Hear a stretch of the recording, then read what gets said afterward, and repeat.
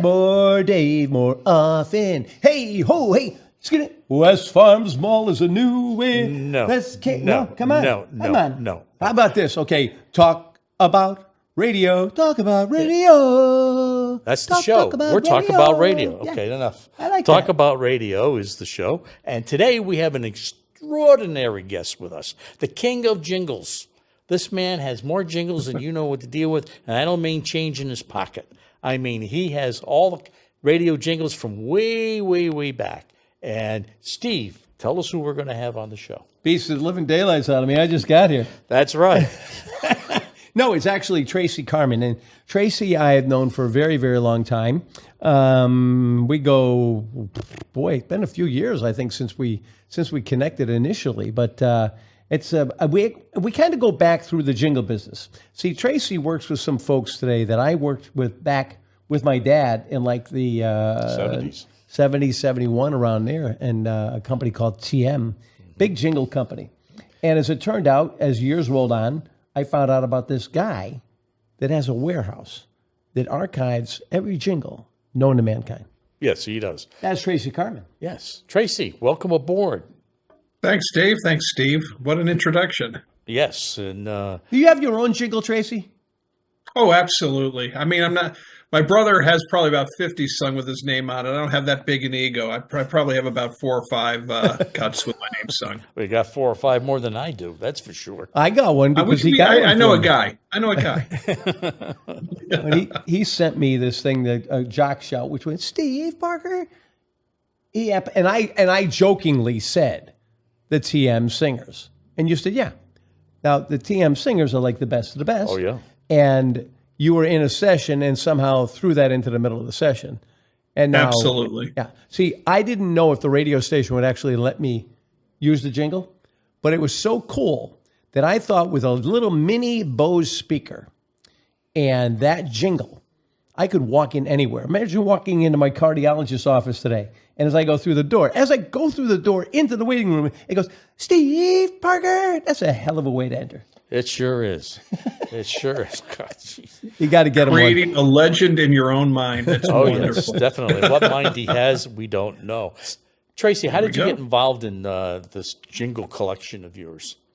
Well, back in the mid to late 60s, I used to listen to DRC in Hartford. I used to listen to WNBC in New York, WHYN in Springfield. I also used to travel down to Florida. And at the time, the station I was really listening to up here was WHYN. And they were using jingles featuring a singer who just passed away by the name of Trella Hart. And Trella was everywhere on Sears commercials. You know, she's coast to coast.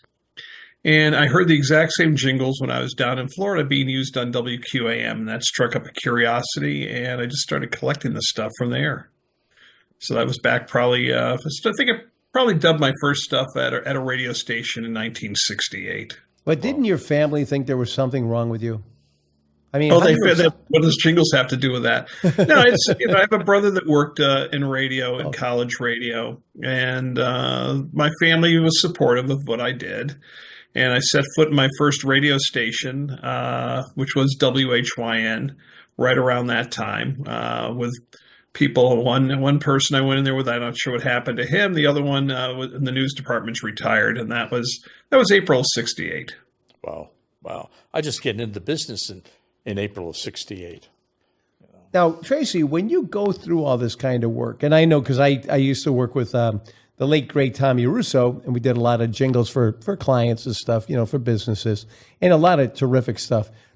Have you ever seen in your world when you put a new jingle together for somebody, have you ever seen one like go over like a lead balloon when it gets played for the client? Like you totally miss it.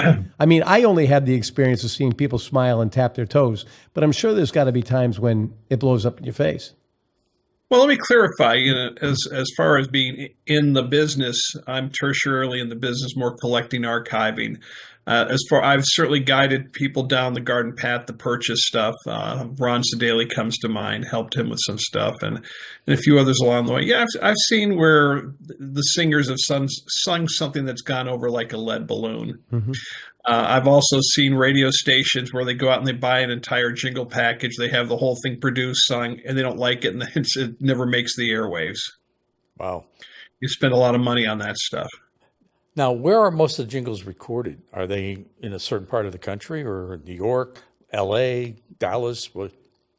All of the above. Dallas was the hot spot for it because people were coming back from World War II. A lot of people went down there because they didn't have the unions, and they were able to make deals.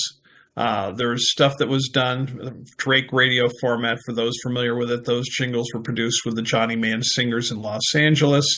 There were jingles, WDRC, for example, used some jingles by Roy Ross, who was a staff arranger at WNEW.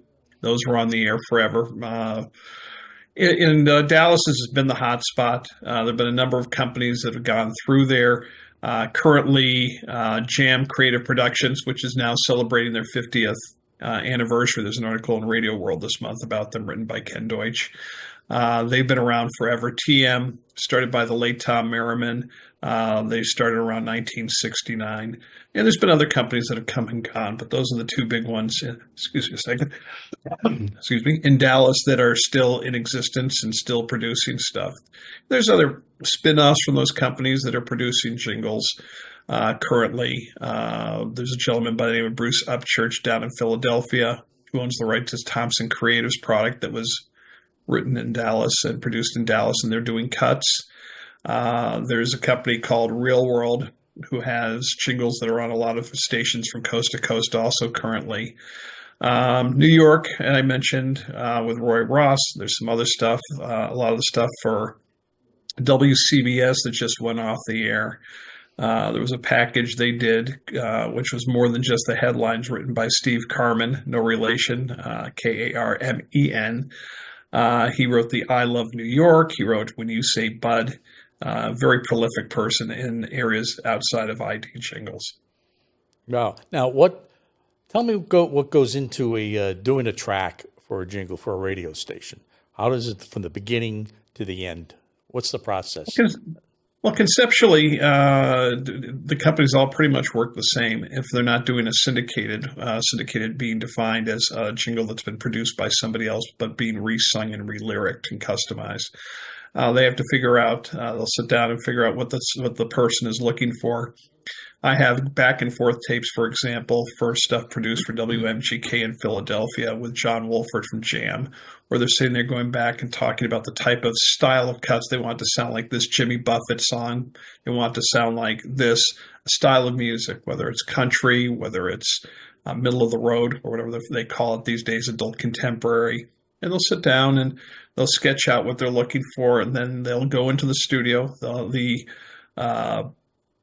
producer and the writer will sit down and write up the scores. You know, the stuff is done in multi-track. It's not all generally sung, produced together. The backing track is created, laying down the drums, laying down the bass, laying down the strings and the horns, or the synthesizers, depending on. And they get that to where they want it, and then they bring in the singers. And the singers that sing for TM, a lot of them are the same singers that sing for Jam, used to sing for Gwen Sound, used to sing for Spot. Every producer has a different sound. They can get a different sound out of the same singers. Now, do they what you're telling me basically is you have, they're using the same music track, but different call letters from around the country. First they have to create the music track. You know, they have to have a style that they want, you know. WDRC in their heyday was using a package that was oldies called Do It Again that was originally produced and syndicated for WCBS FM in New York. I'm sure the program director at the time, whoever it was, heard the cuts, figured out what his budget was, called down and said, instead of singing the best hits for New York, I want to sing the greatest oldies for Hartford, and went in and had them customized, had them re-lyriced, and they brought the singers in, paid them, and away they went to the races. I remember, and maybe I think didn't Wrecking Crew do quite a few jingles when they were The Wrecking Crew are on a lot of the Drake Chanel jingles that were done on the West Coast. They're on a lot of stuff. Excuse me. I just want to explain, because now we're talking inside baseball here. For people that don't know what the Wrecking Crew was, the Wrecking Crew was basically the band, the instruments that you heard behind a lot of the songs when you were growing up, whether it was the Monkees or the Beach Boys, or you can go on and on. But I heard that they also did a lot of jingle work when they weren't working necessarily with Frank Sinatra or somebody else like that.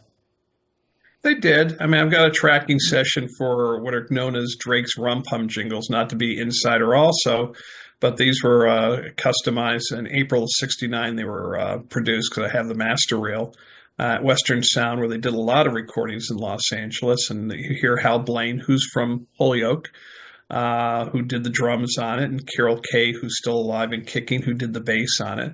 It was pretty much a core group. And as you mentioned, they played the backgrounds on everything from Strangers in the Night to, they could play the rock and roll, the Crosby, Stills, and Nash stuff. They did the Byrds stuff, not Crosby, Stills, and Nash, but the Byrds, the Monkees. And then you had the singing equivalent of the Wrecking Crew, which were the Ron Hicklin singers, and that's who a lot of companies used out in Los Angeles.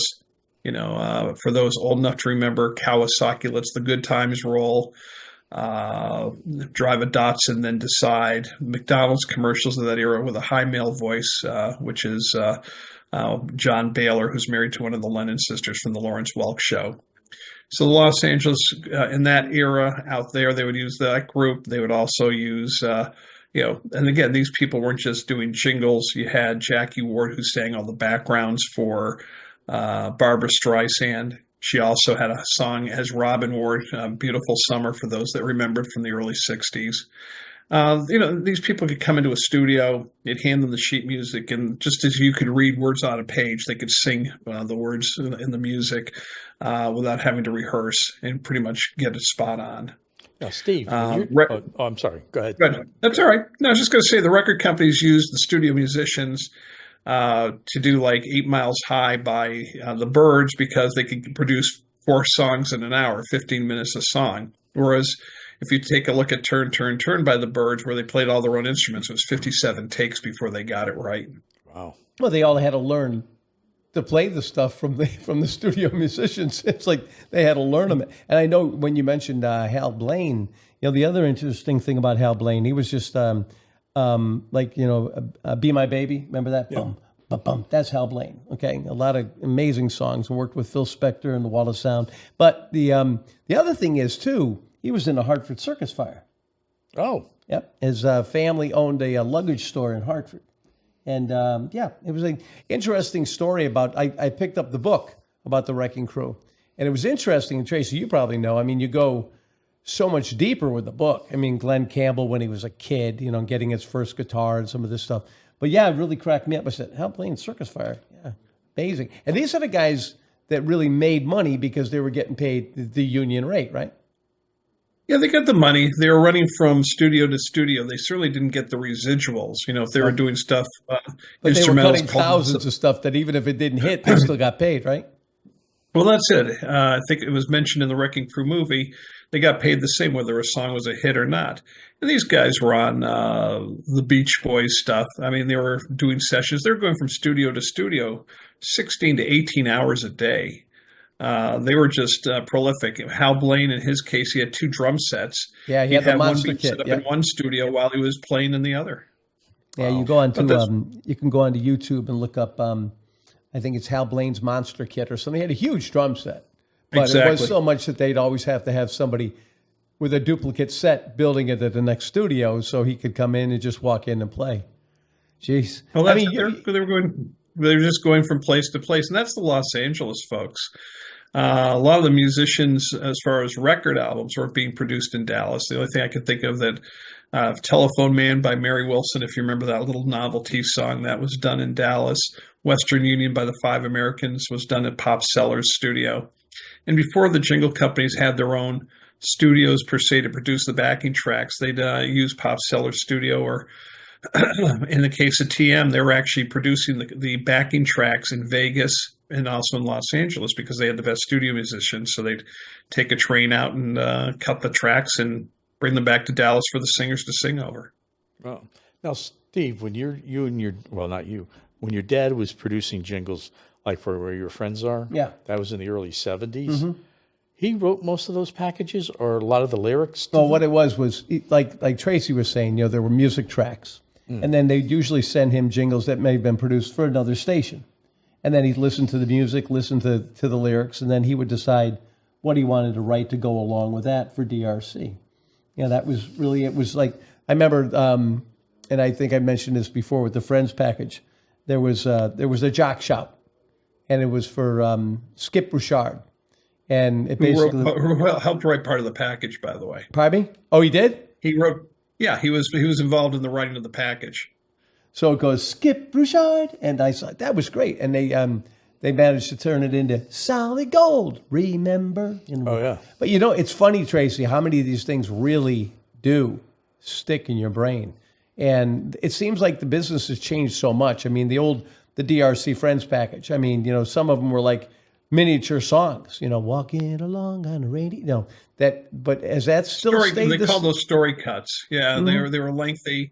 And that one you're mentioning was from a company called Thunder, which was a division of a company out of Memphis. They were also doing jingles at Tanner up in Memphis. But yeah, they again, the story cuts worked well on an adult contemporary station. I have a whole bunch. I was going through some stuff the other day, and I found a whole bunch for WTIC, which you sit there and you can sneeze. They're talking snore. They're talking about the sun, the moon, and the stars, and everything else. It's like, okay, are we done yet? Let's play the music. Yeah. I remember when we did a jingle package, Friendly and Free. I think that was done out of TM. And your father came back to Connecticut, and he had the masters, and I had to get them all carted up, and I'm in a hurry, and I got doing a million things. And I wound up, had the tape. We used to use a bulk eraser, and I would bulk to clean the tape and thread it up and then cut the jingles, make a copy of the jingles. I made the copy of the jingles, and I wound up didn't record right, so I took the tape and bulked it, but it was the master tape I bulked. And it was like that's not a fun thing to do. Actually, the friendly and free package, for what it's worth, clarification.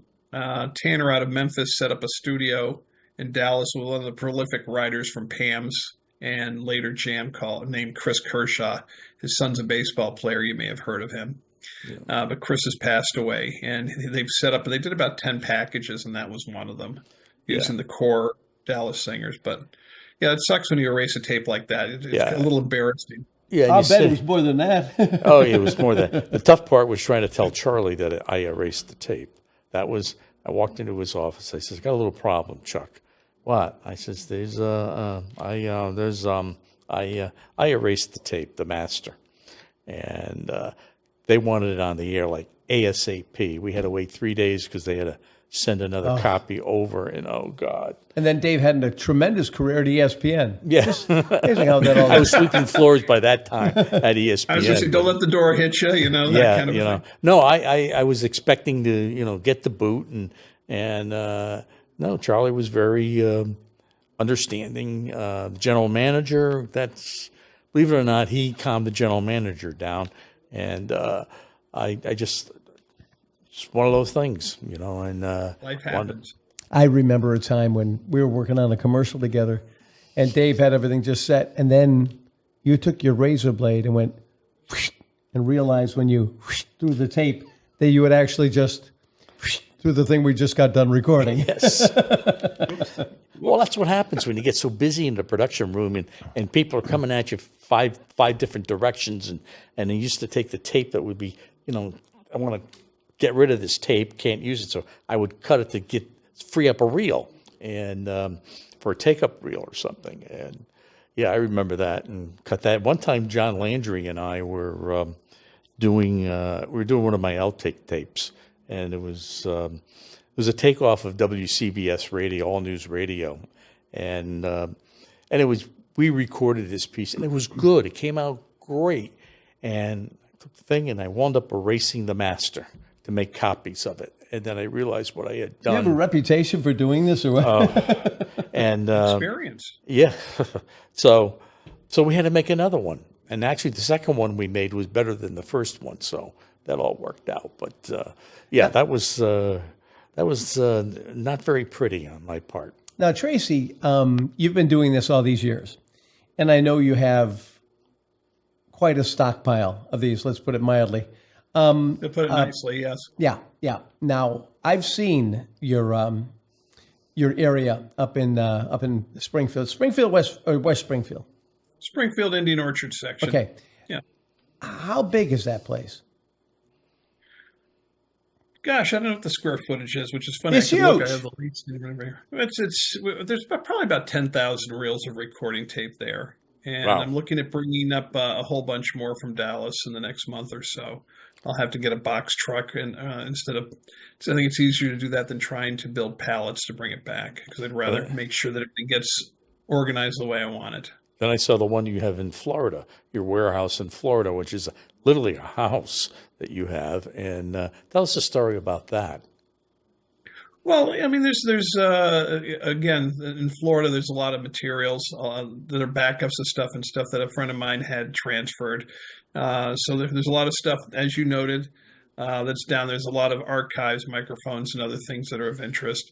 And you can say just, is there just stuff in houses, or you do have stuff only in the warehouse? If I look behind me, there's a stack of boxes. If I look to the left of me, there's 4 boxes I just brought back from Dallas I'm sorting through. I've tried to keep as much stuff out of the house as possible. That only means that there's only about 25, 30 boxes of stuff, of tapes and CDs within my reach here, which I'm transferring. So, it's again, the objective is to get the stuff digitized in a usable format before the tapes fall off the reels. If you have certain formulations of tapes, you worked with tapes for years, Dave, and you also, Steve, if you have tapes from the 70s, they get very sticky because the backing starts to come off, so you have to bake them. Literally, we use an air fryer, actually a food dehydrator, thank you, American Harvester, to dry out the reels, and you can get the plays out of them for about 30 days. Wow. But, when you have different formats, and you're talking about the history of this stuff, a lot of the stuff was originally produced on, go ahead. Yeah, I was digitizing a bunch of tapes down in Florida, at my house in Florida, and a lot of the splicing tapes have dried out. And Absolutely. I leave the tape go, and I walk away, and then come back 30 minutes later, and it's just, the tape is just sitting there. And I got to go back and redo everything, and then take the tape, and I don't have any splicing tape per se. It's a special type of tape they use for the splices. I have a card of it next to me. Do you? I'll take a cut. So I'm using Scotch tape just to hold it together to get it through. Get it through, and then once I get it through, then I'll discard it and get rid of the tape. I had to do that. That was my number one priority when I moved to Florida. Get rid of these tapes. And Mary Lou was not very happy with more tapes coming in than furniture. So I guess probably one of the questions that I have, especially because I've been doing this for so many years, how do you make a living? Do you make a living by doing this? Is there heck no. Okay. I mean, so what do you do to be legitimate when you're not doing this stuff? He sells pencils to on pay the corner. bills? Yeah. Insurance and estate planning. I That's do amazing. life, health, disability, long-term care, and have a number of clients. I'm starting to scale back on that. And So all this is that's just okay. this is this is all a sideline for you. Absolutely. Oh, my Absolutely. God. That's a passion, man. Strictly a sideline. Now, Oh. Tracy, you recently had a jingle cut for our other show we do called Radio Friends Again. We had I had taken the one of the Friends packages songs, and it says your friend has got a lot to share, and you didn't like it. You said butchered, Not particularly. and I thought I did a good job. Anyways, a good job. So you went out and you actually was down in Dallas and had almost the same singers. You had the same music track for the most part, and where it says WDRC, you took out and put in Radio Friends Again. It came out real nice. Who paid for that? And I think Actually, I do a lot of I do a lot of work with TM, and I went down there, as you know, because I did a tour for the Radio Friends again from down there. They sang that as a freebie, as a favor to me. and there had to be, And you sent us like 24, 26 cuts. There were a lot of different versions of it. Well, and they did. They took care of you guys. They took care of me. They took care of you. Normally, that would probably be somewhere between $300 and $500, depending, for them to do that cut. Well, you know a And, guy. Yeah. You know a guy. Like I said, Yeah. you know a guy. Hey, listen, you got to shout, Steve. That normally would be $100. I mean, that's the reality. That was one of the greatest surprises of my life. I was like, oh my God, just like. Well, I got sick of hearing you talk about the fact you never had a shot. I said, I'm sick of this stuff. I got to shut this guy up. See, Little did I know it'd start you up on something else. So it didn't work. when you're part time, and that's only if the guy that is the janitor of the building can't come in that night, and you just take whatever opportunity you can get that you don't usually get. A lot of guys get what they call a jock shout. So they sing your name. And one night when I was on a local KISS FM station back in the 80s, I was the only one who didn't have one. So at the top of the hour, when it was like 3 a.m, I just went, Steve Parker, and I put like a little sounder underneath it. And that was like for my own little thing. But I used to joke about that. And now I got this thing. And now the funny thing is, that Ed had some TIC music to put underneath it. So by the time you did your part and he mixed in that part, and I played it for them, no one has yet to admit they've even heard it. So when I play it, I don't wait. It is the old, don't ask for permission, beg for forgiveness. And it's like they know it's there, but they don't want to know it's there. I know nothing. But again, I see nothing. I'm not the guy that's really, you're not going to hear it a lot because it's just the Saturday. And what time do you night play that? At prime time, right? Oh, yeah. Yeah, sure. 5:30 in the morning? 5:30 in the morning. There you go. That's when I'm signing on. But, there are so many things, and I found that, the way the business has changed now, where you have the majority of the radio stations being owned by a small group, probably less than 5 fingers. But how do these groups come out and say to like a TM or something, okay, we have 237 radio stations and we want you to cut all this stuff? Or do they really not care that much about jingles anymore? Well, again, I think they care about jingles. That's not a question. The question is what the station's budget is. They can go to a number of different companies that are still out there. If you go to TM, they can usually get stuff produced in 2 or 3 weeks. If you go to Jam, which, as I mentioned earlier, is now 50 years old, you have to wait till John and Mary Lynn can fit it into a session, which could be 2 or 3 months down the road. So the quality is the same on those particular companies. They're using relatively the same singers. Again, it's the sound will change based on how the producer has written the charts, the musical charts. But, they're still singing them. They're still doing them. It's still viable. Now they're doing other things. In TM's case, they're doing music for game shows. I mean, go over to YouTube and just look for Dave Bethel, Bethel, and he puts examples of the stuff that he's producing with other side projects. And they can still make it viable. The problem you've got with the industry is that here we are in 2024, and they're still charging the same amount per cut that they were charging in 1994. Wow. And the singers are not cheap. I mean, they're paid per hour to come in and do their thing, whether they sing 1 cut or 50, whatever they can squeeze in. The clock is running, and time is money. Now, Go ahead. I'm sorry to interrupt. No, I was just going to say, I mean, some of the companies are working on trade. They're trading commercial time for the jingles. They play X number of spots, and we can get the jingle included. Some companies are relatively inexpensive. Real World, REEL World is one that comes to mind that's all over the place. And they're just basically using 3 singers. As a matter of fact, they phone in their parts, I understand. They're not actually seen in the studio together. One's in Seattle, one's down in Virginia, and the other's on the West Coast in LA somewhere. The technology has changed the business. When they did the Friends package for WDRC back in the early 70s, What did that cost? I don't know if you have an estimate. I don't know what it cost at the time. That would the package was produced in February of '71, just as a reference, because I got the copy from TM, the original copy that they had. Again, the package was originally produced for WOKY and WIBG, which were both Buckley stations. Yep. So, and also a couple of others. So I'm sure they got a break because they had first right of refusal. Now, I also know that in having the package sung in Hartford, they had it built into the contract that no radio station within 30 miles, as the crow flies, could buy any of those cuts or use the same musical logo. No. Because a station up here in Northampton, WHMP, wanted to buy cuts from it. And the salesman's name was Levine, Joe Levine, I think. I could be wrong. It's 50 years ago.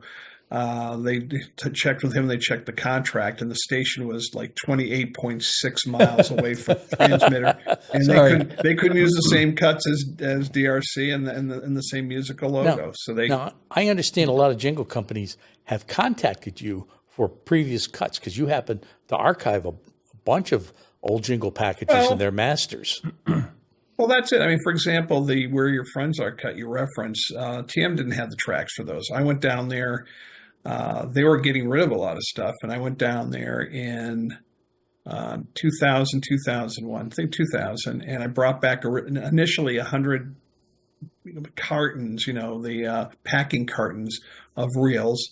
And then they called me up and said, hey, we have this area of the building that we want to clear out that you were in pulling stuff from. Would you like the rest of the stuff that's there? Wow, and I said, yeah, that would make sense. Mm-hmm. And we made a deal, and they put it on 24 pallets, and the 18-wheeler rolled in.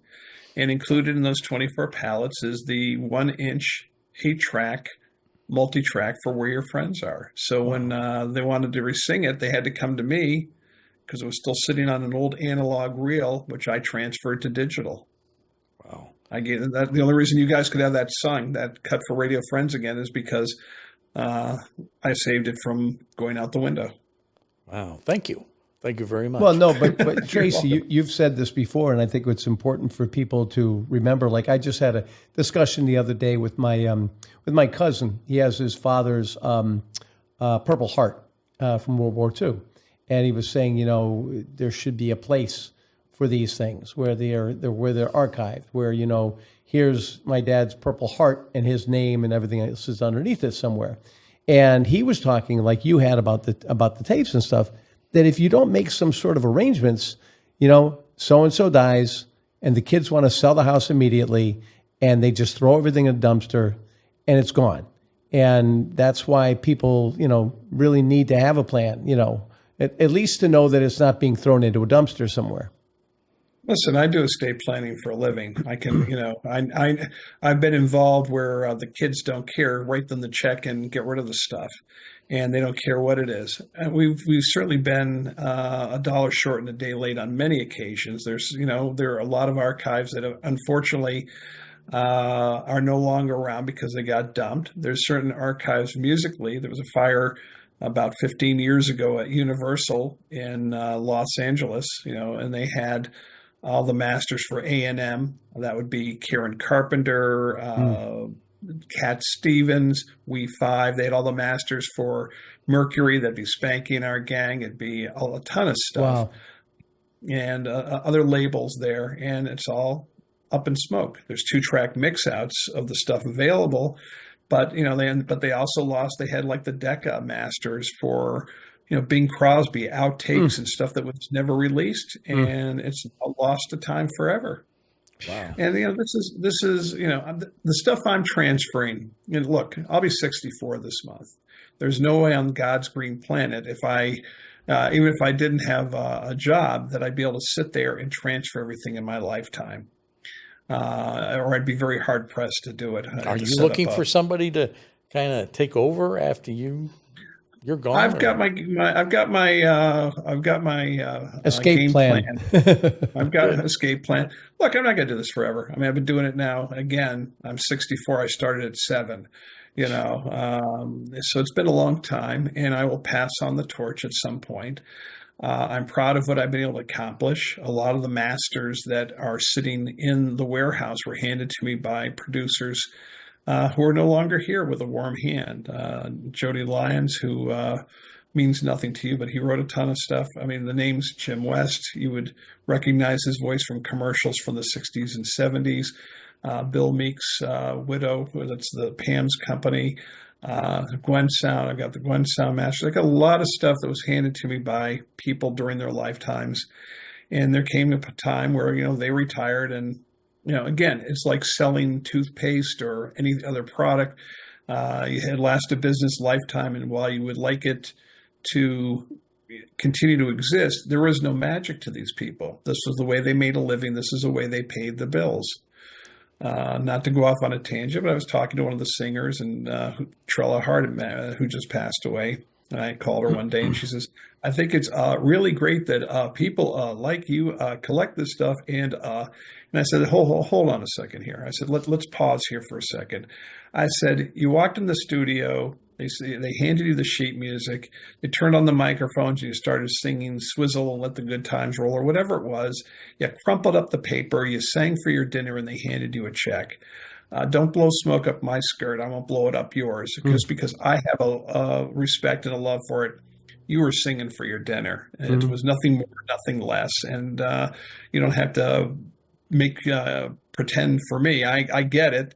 It's like the expression, one man's antiques is another man's junk, old furniture. That's just what it is. Yeah. So before we let you go, is there a holy grail out there? Is there something that you've always wanted to get and you just can't get your hands on it? Not really. I think pretty much the stuff that I was really interested in was the stuff from Springfield Radio, particularly the package with Trella on it. Took me years to get a copy of it from the Pam's backup copies.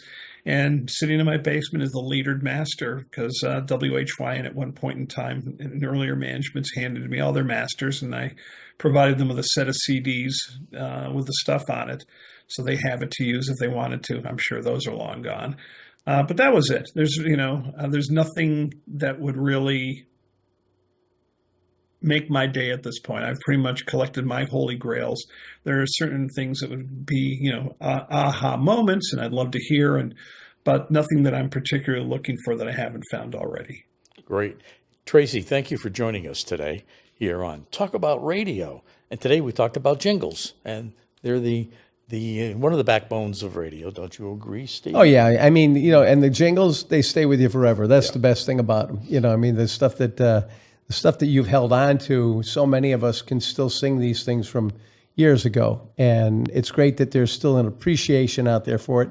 And the fact that someone like you has the respect for them and archives them. And for people like me that just, say, well, they're not getting tossed into a dumpster today, but they exist somewhere, and that you have some sort of a game plan. So they are somewhere, where they should be, where they're respected. So Tracy, thank you very much for being a part of Talk About Radio.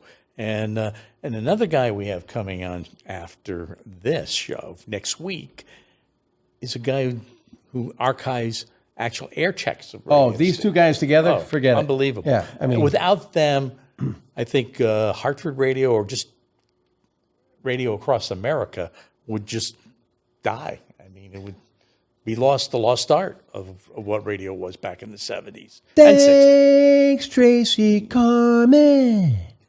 Great job, man. I want to be a jingle singer. No, don't do that, Steve. Thank you for joining us on Talk About Radio. See you next time.